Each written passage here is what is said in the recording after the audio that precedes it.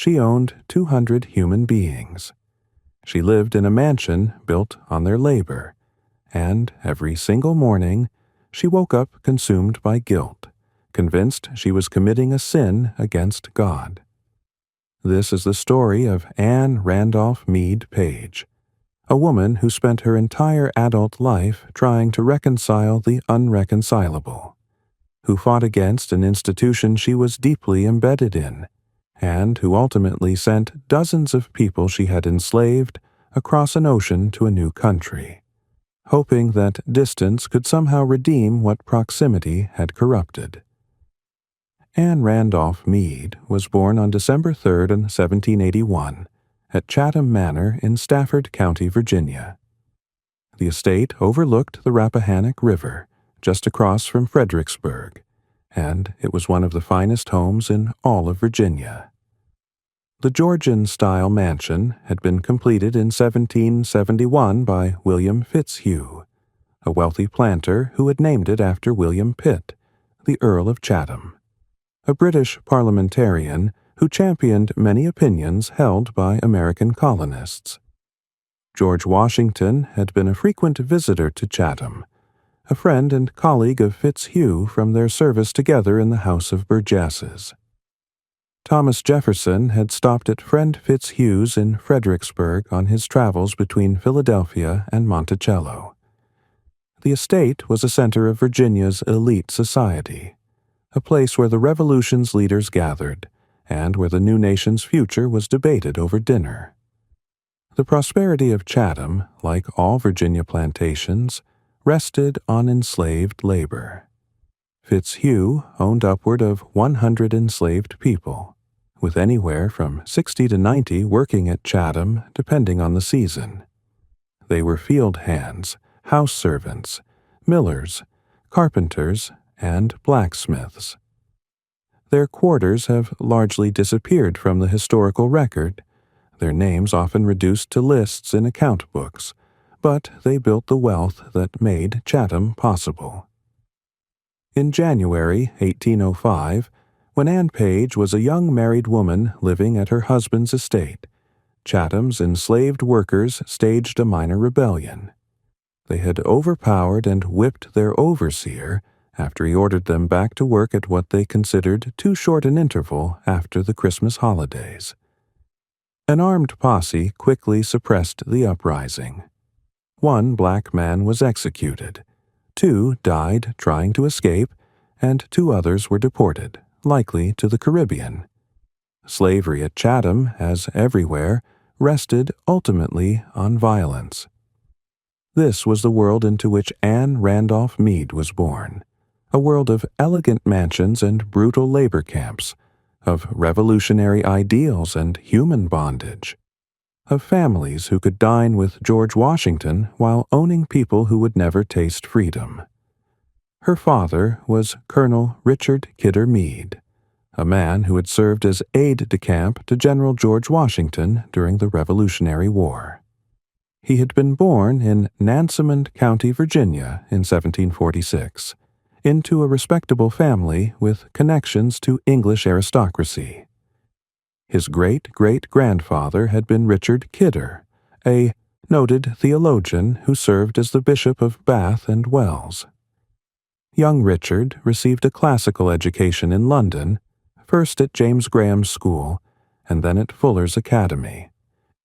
He returned to Virginia, married, and became a farmer in Prince George County, but tragedy struck before the Revolution could begin.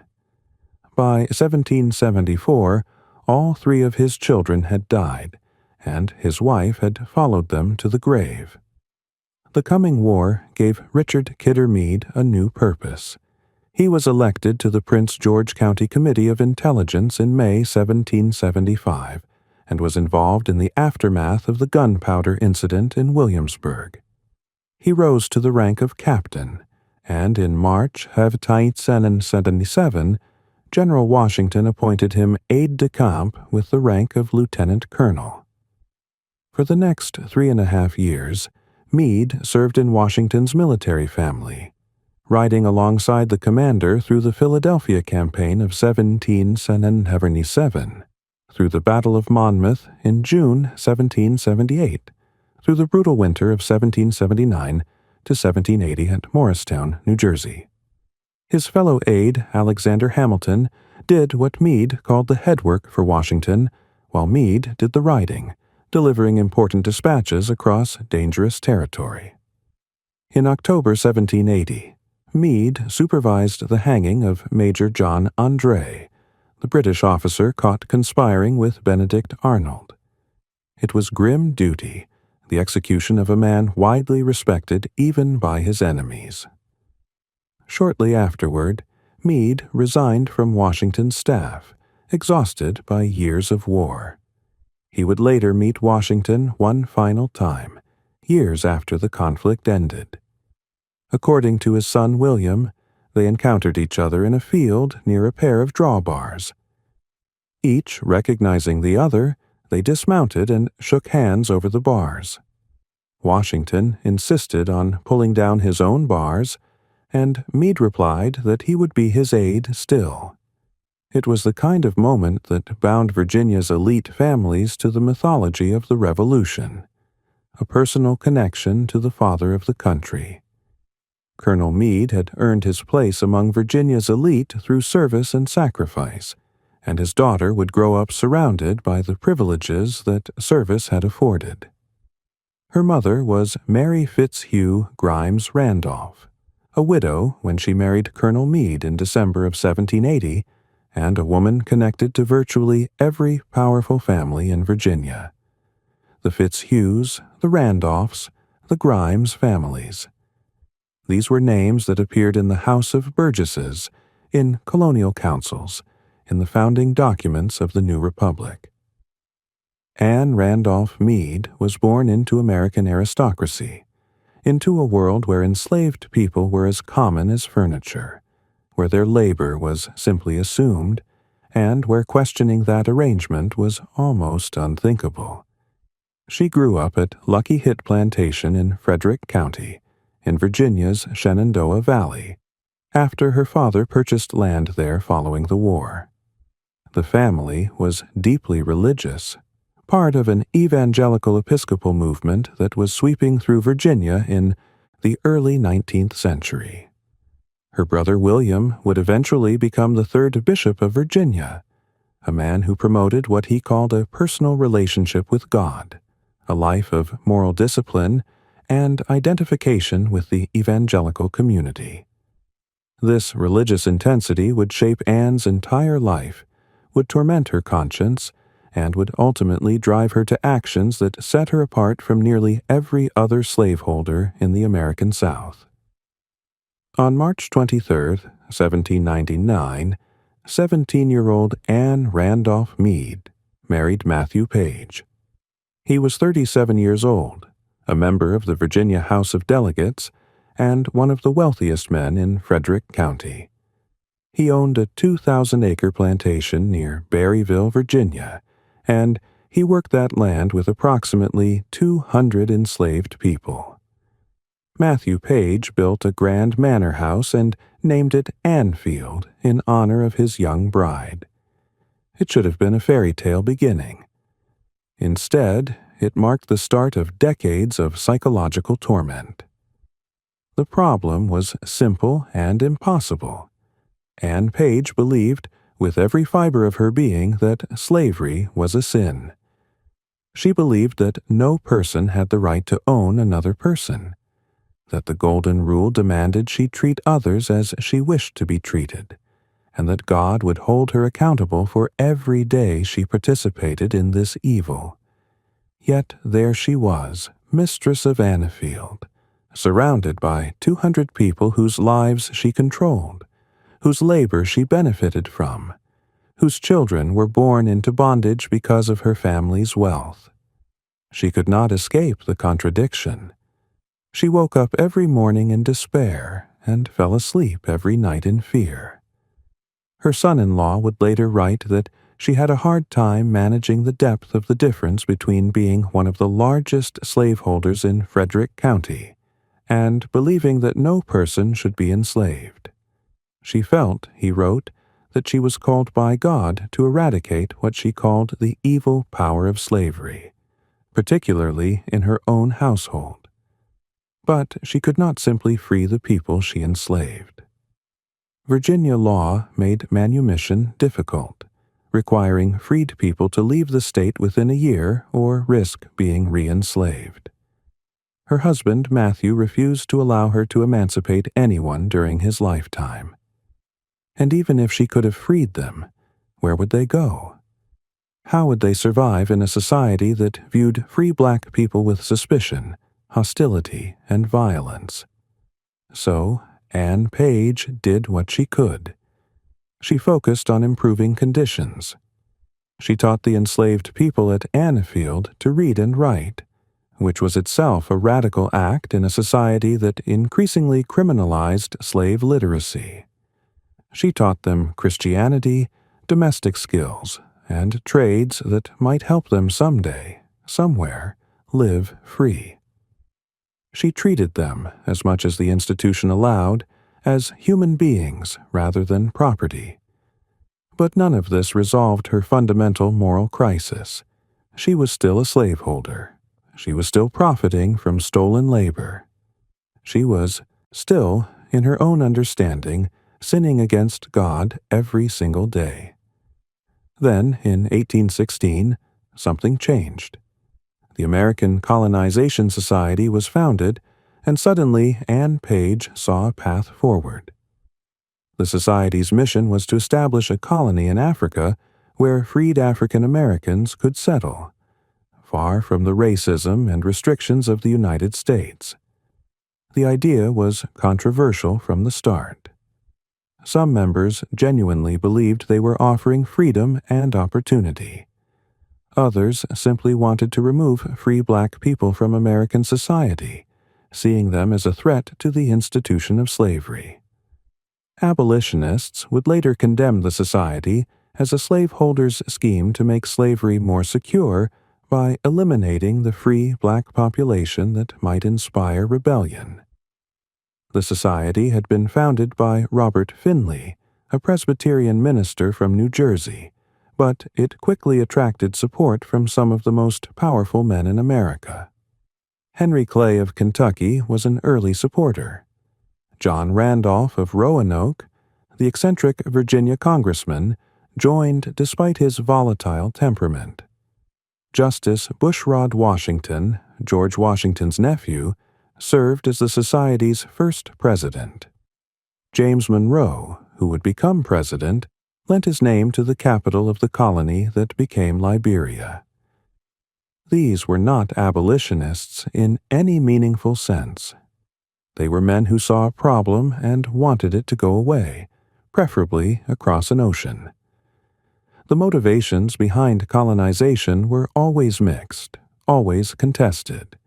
Some supporters, like Ann Page, genuinely wanted to end slavery and believed colonization was the only practical way to achieve that goal in a racist society. Others wanted to deport free black people because their very existence challenged the logic of slavery. If black people could be free and prosperous, then slavery could not be justified as a positive good for an inferior race.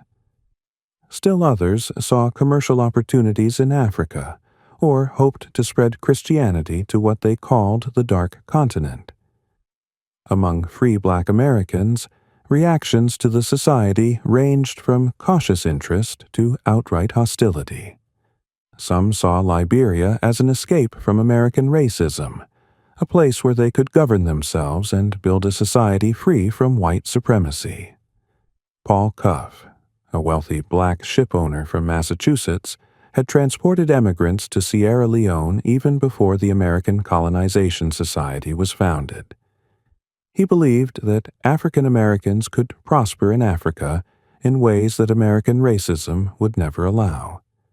But many black leaders denounced colonization as exile. In January 1817, a meeting of approximately 3,000 free black people in Philadelphia condemned the scheme. They argued that African Americans had built this country, that their sweat and blood were mixed into its soil, and that they had every right to remain. They feared that colonization would make slavery more secure by removing its most visible critics. Frederick Douglass and William Lloyd Garrison would later become fierce opponents of the American Colonization Society, seeing it as fundamentally incompatible with the abolitionist demand for immediate emancipation and equal rights. But Anne Page saw salvation. Here was a way to free people without condemning them to the precarious existence of free blacks in Virginia. Here was a place where they could truly be free, where their children would never face the threat of re-enslavement, where they could build lives and communities of their own. Her spirit was lifted. She threw herself into supporting the society, raising funds, preparing for the day when she could finally act on her convictions. She was not alone in her family. Her brother, William Meade, the future bishop, became an active supporter of colonization. Her cousin, Mary Lee Fitzhugh Custis, who lived at Arlington Plantation across the Potomac from Washington, was deeply involved. Mary Custis had married George Washington Parke Custis, the step-grandson of George Washington himself, and she had transformed Arlington into a center of evangelical activity. She raised money for the American Colonization Society by selling flowers from her gardens, and she did something even more radical. She taught the enslaved people at Arlington to read and write, preparing them for eventual freedom. Mary Custis and Anne Page were bound by blood and conviction. Both were descended from the Fitzhugh family, both were fervent Episcopalians, and both believed that slavery contradicted everything Christianity taught about human dignity. Mary's brother, William Henry Fitzhugh, became a vice president of the American Colonization Society, and later wrote essays defending colonization against both pro-slavery and abolitionist critics. He built single-family quarters for enslaved people at his estate, Ravensworth, at his sister's urging, and he established a program that allowed enslaved individuals to work for pay and put the surplus toward purchasing their freedom. In his will, he provided unconditionally for freeing his enslaved workers after 1850 and offered them incentives to immigrate to Liberia. This was a family network, an evangelical circle of cousins and siblings who believed they could reform slavery from within, who thought that moral suasion and Christian example could gradually erode the institution. They promoted Sunday schools for both white and black children, missionary work, and gradual emancipation combined with colonization. Mary Custis's daughter, Mary Anna, would later marry Robert E. Lee, and the complicated legacy of slavery at Arlington would follow that family into the Civil War and beyond. But in the 1820s and 1830s, these evangelical Episcopalians formed a network dedicated to what they saw as gradual, peaceful emancipation through moral suasion and African colonization. But Anne Page could not act. Not yet. Matthew Page remained opposed to freeing his enslaved workers, and under Virginia law, a married woman had limited legal authority over property.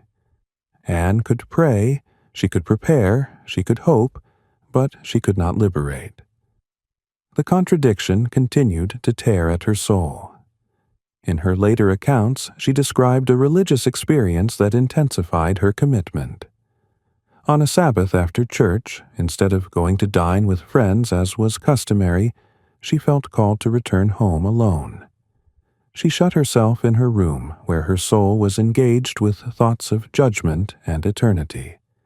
She emerged more determined than ever that slavery had to end, at least in her household. Then, in 1826, Matthew Page died. Anne was now a widow at 44 years old, and for the first time, she had the legal authority to act on her beliefs. Matthew's extensive will divided the enslaved people among family members, including Anne, their daughter Sarah, various nephews and nieces. Anne received control over her portion of the estate and immediately began working toward the goal she had held for a decade. She wrote to Ralph Randolph Gurley of the American Colonization Society on April 4, 1831, laying out her plans. She was coordinating arrangements to move the African American people from Anfield to Liberia, where they would have a better chance at a better and free future, where adults and their children would not be at risk of being returned to slavery. She had been preparing these people for years, teaching them skills and knowledge they would need in Africa. She stocked up on a year's worth of provisions to send with them. This was not a casual decision or a symbolic gesture. This was careful, deliberate planning for a new life across an ocean.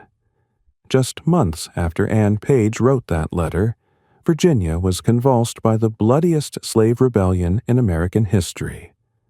On August 21 and 22, 1831, an enslaved preacher named Nat Turner led approximately 60 followers through Southampton County, killing 55 white men, women, and children before being suppressed. Turner had believed himself called by God to strike against slavery, interpreting a solar eclipse in February as a divine sign.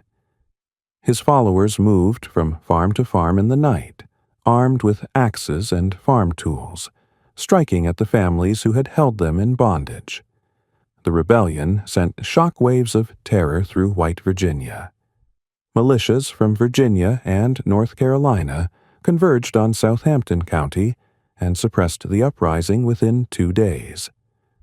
But the response did not end with the suppression. Angry white mobs killed perhaps 120 black people in retaliation, many of whom had no connection to the uprising whatsoever. One newspaper editor who traveled to Southampton admitted that the white retribution was hardly inferior in barbarity to the atrocities of the rebels. Enslaved people who had protected their masters were nearly killed before their owners intervened. The violence was indiscriminate and terrifying. Turner himself evaded capture until October 30th, hiding in the woods near where the rebellion had begun. Once caught, he spoke freely about his motivations, and local lawyer Thomas Gray published the Confessions of Nat Turner within weeks of his execution on November 11, 1831. Turner had believed he was doing God's work. He had believed that revolutionary violence would force white people to acknowledge the brutality of slavery. He had wanted to spread the terror and alarm among those who held human beings in bondage. The Virginia legislature debated, for the last time before the Civil War, whether to gradually abolish slavery. Approximately 2,000 Virginians petitioned their legislature to do something to end the practice. Thomas Jefferson's grandson, Thomas Jefferson Randolph, introduced a gradual emancipation bill that would have made all children born to enslaved women after July 4, 1840, the property of the state upon reaching adulthood, to be hired out and then transported beyond Virginia's borders. The bill failed by a narrow margin. It was the last time a Southern legislature would seriously consider ending slavery until the institution was destroyed by war. Instead, Virginia chose to tighten restrictions on both enslaved and free black people. It became illegal to teach black people to read or write. Black preaching was forbidden. Free black people lost their right to trial by jury and were treated in the court system the same as enslaved people. The window for abolition in Virginia slammed shut, and the slaveholding class consolidated its power more aggressively than ever before. But Ann Page pressed forward. In 1832, the first group of enslaved people from Anfield boarded a ship bound for Liberia. They carried with them the provisions she had gathered, the skills she had taught them, and the surname Page, which many of them kept as their own. A second group departed in 1834, and a third in 1836. Between 1832 and her death in 1838, Anne Page sent 34 people from Anfield to Liberia. Others were given the option to emigrate in her will. The people who made this journey faced extraordinary challenges. Liberia was not an easy destination. The American Colonization Society had established the colony in 1822, after several years of searching for suitable land on the West African coast. The first emigrants had landed at Sherbro Island in Sierra Leone in 1820, but malaria had killed many of them. The survivors eventually settled at Cape Mesurado, establishing what would become the capital city of Monrovia, named after President James Monroe. But conditions remained harsh for decades. Malaria and other tropical diseases killed many settlers in their first years.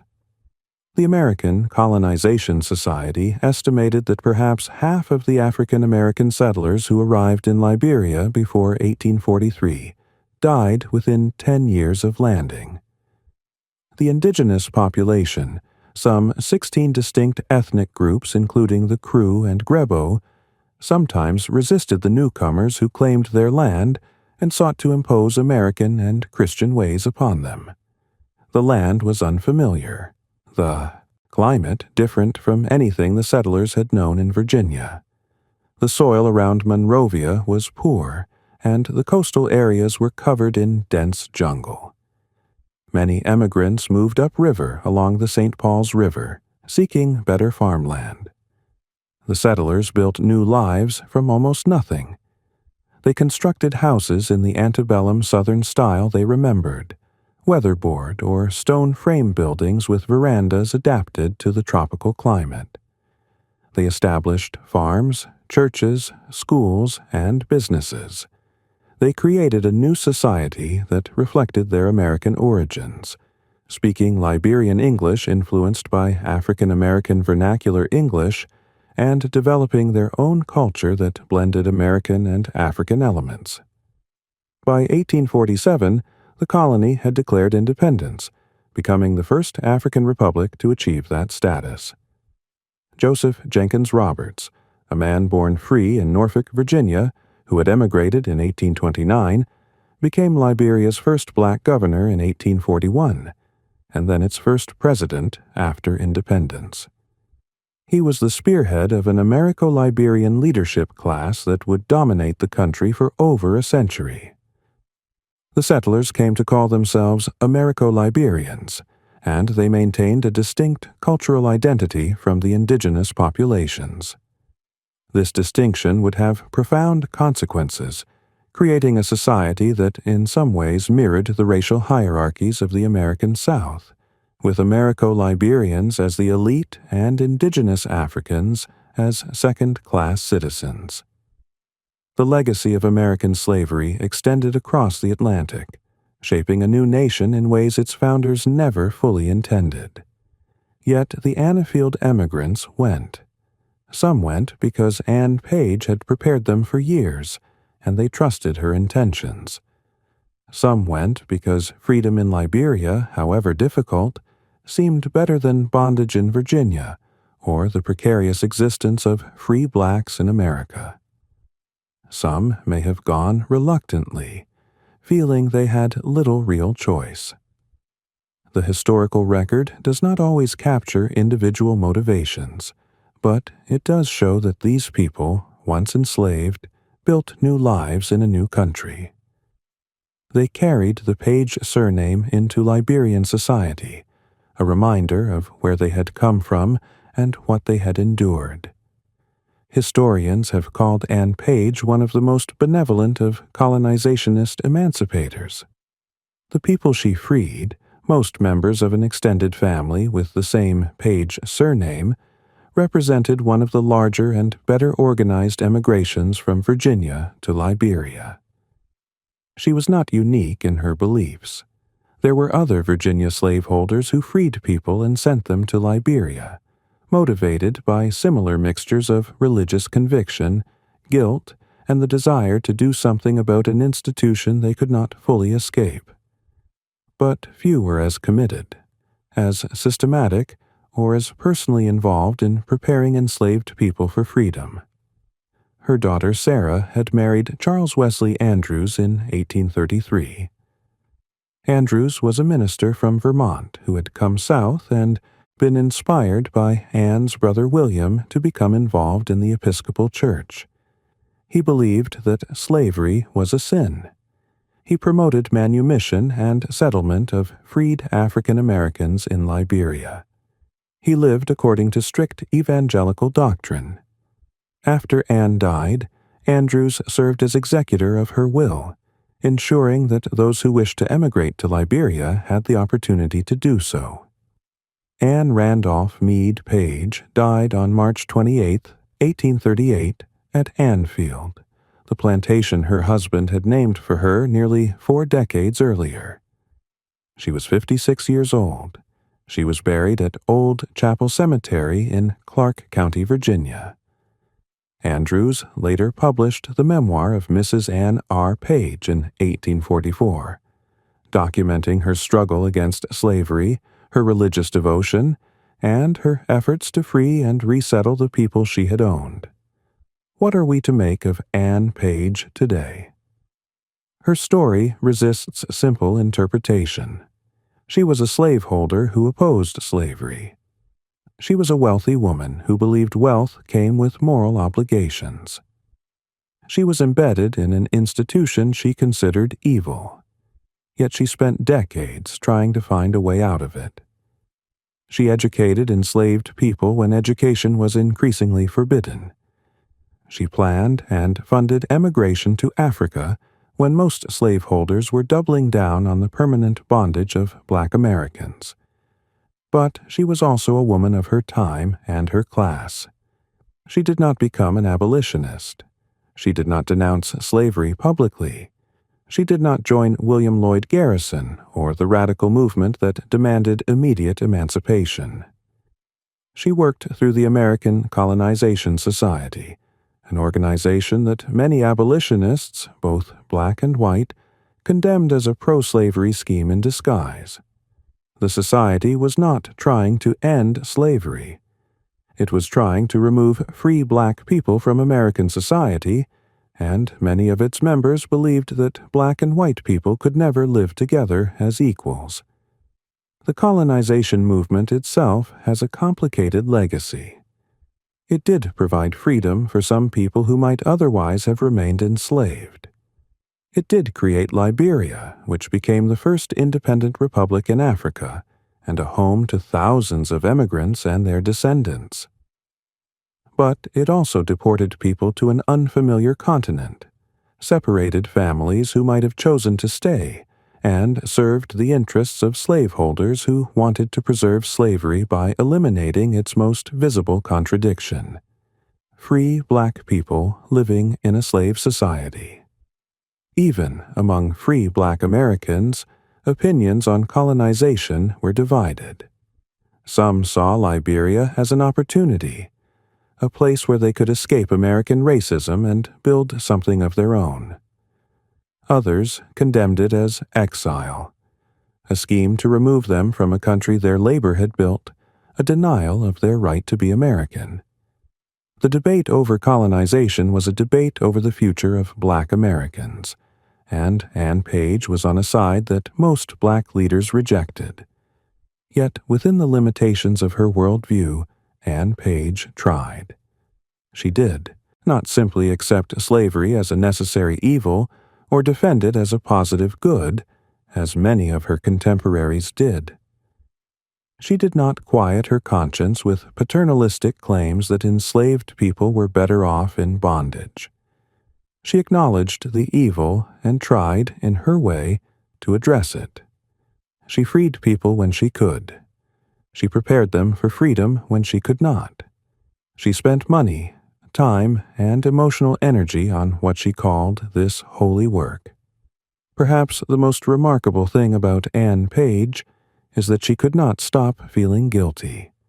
She could not make peace with slavery. She could not rationalize it away.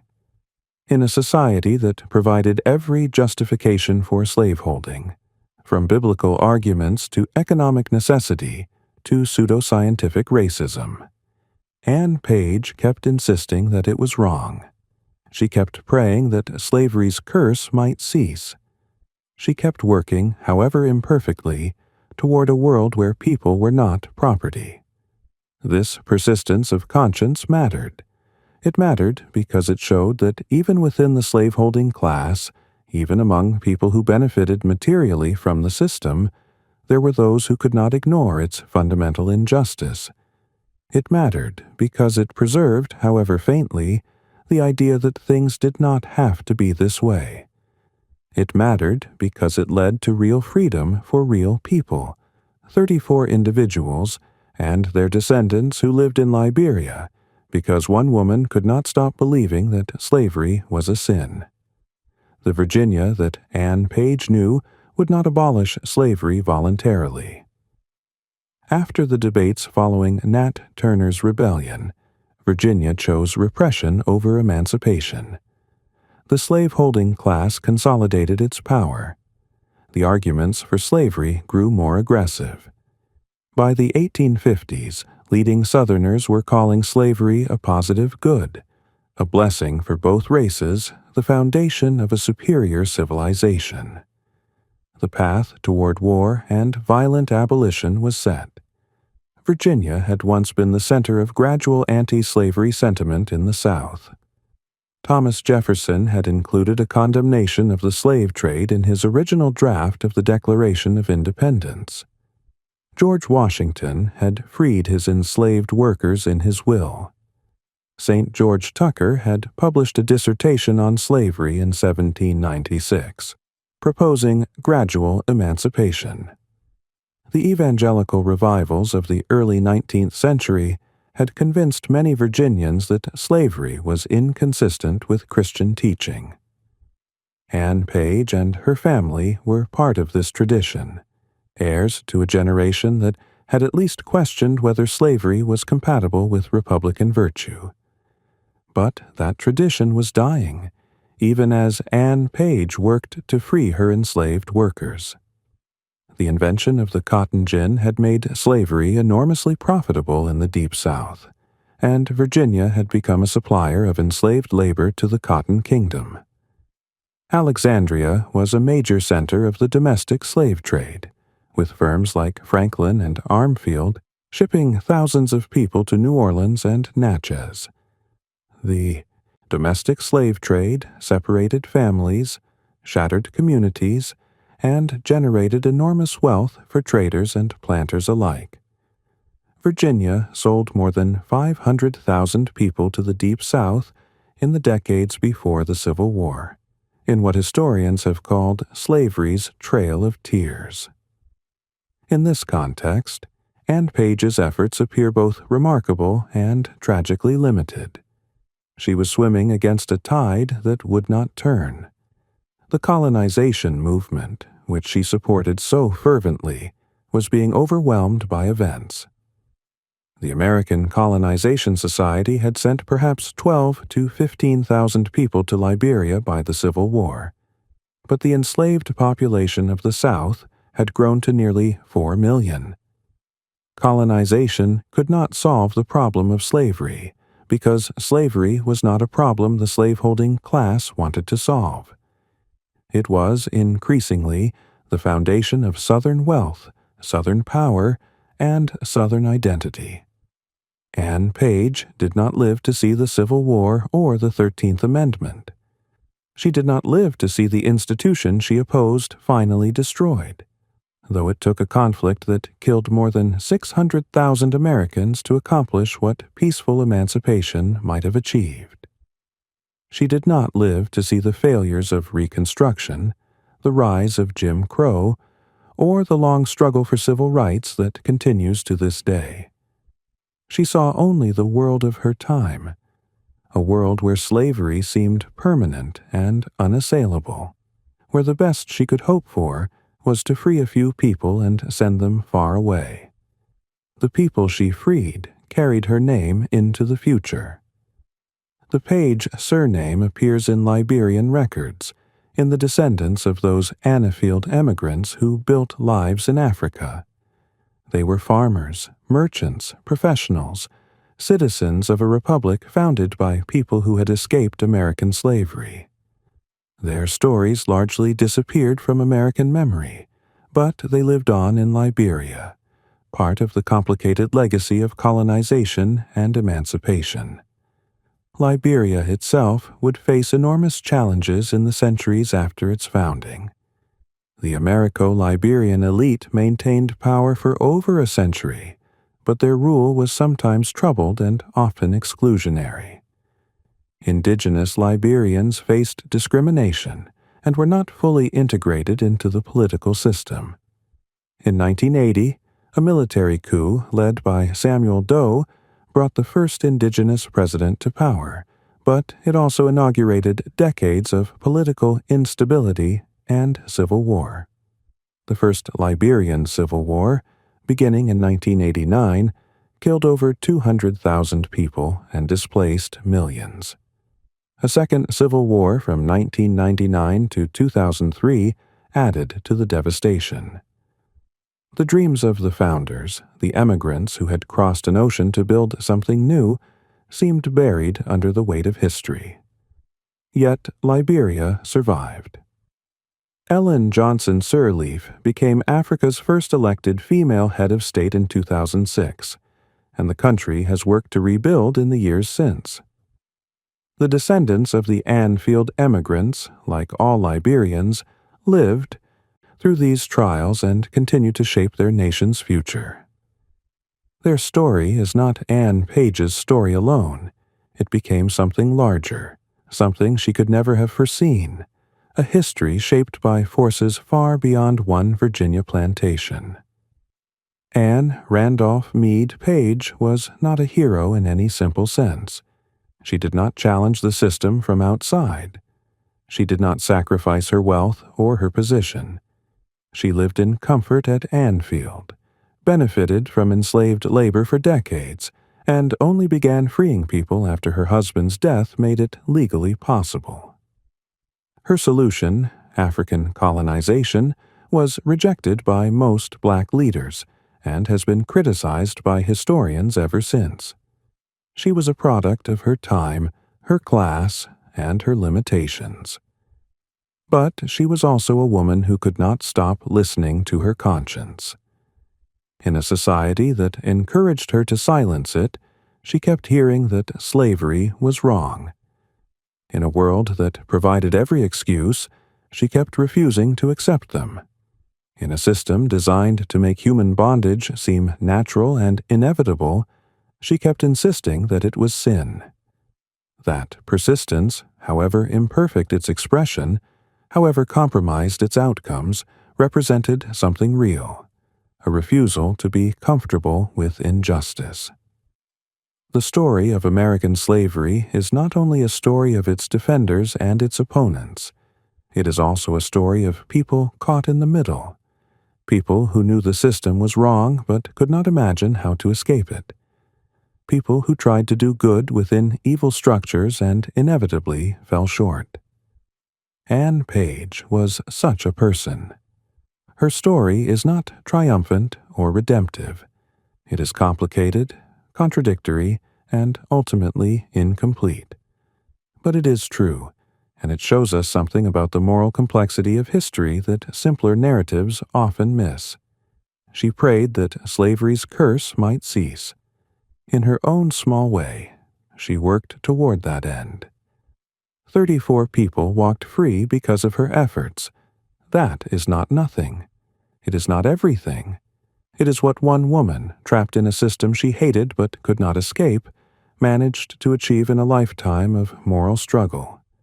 The curse did not cease in her time, but those 34 people, and their children, and their children's children, lived in freedom because she could not stop believing that human beings should not be property. Her story echoes across the generations since. We still grapple with the legacy of slavery. We still debate how to remember a past built on human bondage. we still struggle with the contradictions that people like Anne Page embodied, the mixture of complicity and resistance, of guilt and action, of limited vision and genuine moral courage. She was not what we would want a moral hero to be. She did not see clearly or act boldly. She worked within a system she should have rejected entirely. But she did something. In a world that encouraged her to do nothing, that told her slavery was natural and inevitable and ordained by God, she kept insisting that it was wrong. That belief was not enough to end slavery. It was not even enough to make her a consistent opponent of the system. But it was enough to save 34 lives from bondage, to give them a chance at something different, to plant the seeds of freedom in African soil. In the long, terrible history of American slavery, such small victories matter. They remind us that conscience survived, however faintly, even in the heart of the slave system. They remind us that some people kept trying, kept hoping, kept believing that things could be different. Anne Randolph Meade Page was born into American aristocracy and died believing she had served God by freeing the people she owned. The contradiction was never resolved. The guilt was never fully absolved. But the people she freed went to Liberia, built their lives, raised their families, and carried her name into a future she never saw. In the end, that may be the only kind of redemption this story allows: imperfect, incomplete, and desperately human.